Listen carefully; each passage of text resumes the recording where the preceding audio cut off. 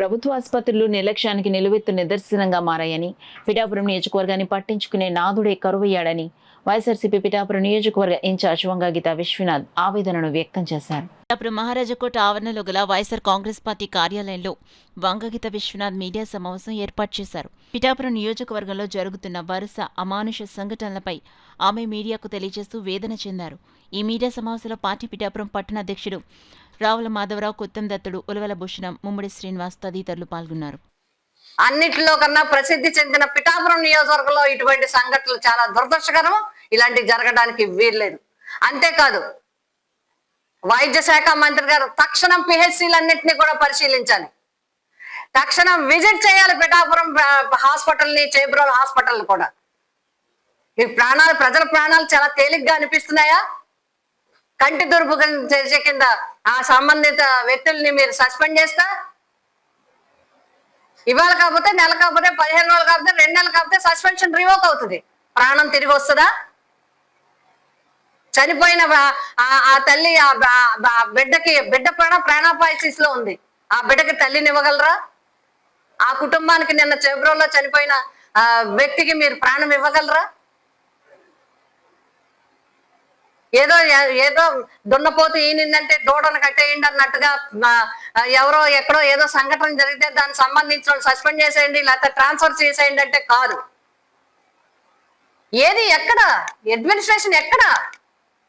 ఎవరి మీద ఎవరికి కంట్రోల్ ఉంది? ఎవరితో మాట్లాడుతున్నారు? ఎందుకు ఈ విధంగా చర్యలు జరుగుతున్నాయి?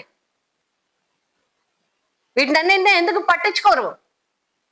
ఇది సమాజానికి మంచిది కాదు, నియోజకవర్గానికి మంచిది కాదు, రాజకీయంగా మంచిది కాదు. ఇందులో చదువుకునే మేము ఎవరైతే సమాజంలో ఉన్నారో అందరూ సోదరభావంతో కలిసిపోయే పరిస్థితులు ఉన్నాయి మనకి.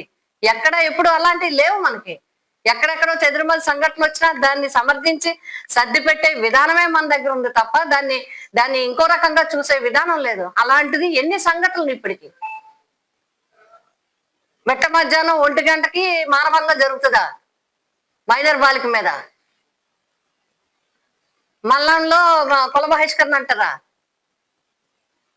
పిఠాపురం టౌన్ లో కాకినాడకి కోటబేడ దూరంలో ఉన్న పిహెచ్సి, రేపు 100 పడకలు కాబోతున్న ఈ సిహెచ్సి, ఇందులో ఒక తల్లికి బాలింతరాలు ప్రాణాలు కోల్పోతుందా? హైవేలో ఉన్న చేబ్రోల్లో హైయెస్ట్ జనాభాకి సంబంధించిన పిహెచ్సిలో డాక్టర్ లేక తాళాలు వేసిండి ఒక వ్యక్తి ప్రాణాలు, హాస్పిటల్ ఫోటోలు చూడండి, హాస్పిటల్ గుమ్మంలో చనిపోయాడు అతను.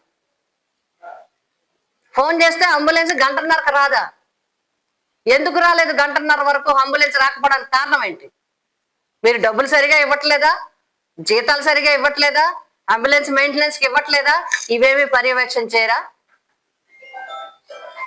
ఇవేమి పట్టించుకోరా?